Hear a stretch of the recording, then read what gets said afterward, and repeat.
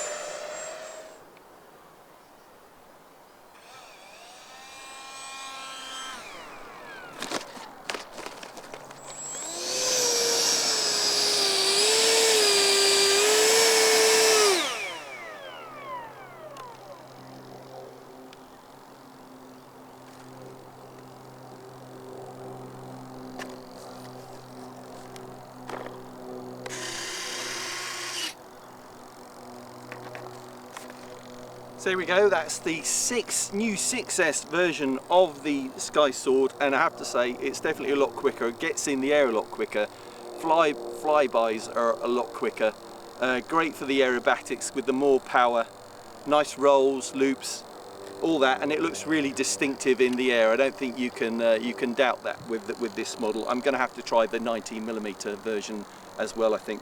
So I feel redeemed after the disaster last week. These things happen, it's part of the hobby, and you're going to have the occasional mishap like that. Forget to do something simple. Unfortunately in this hobby, you forget something simple, it can have you can have a disaster, and that's what happened last week. So thanks for watching this one.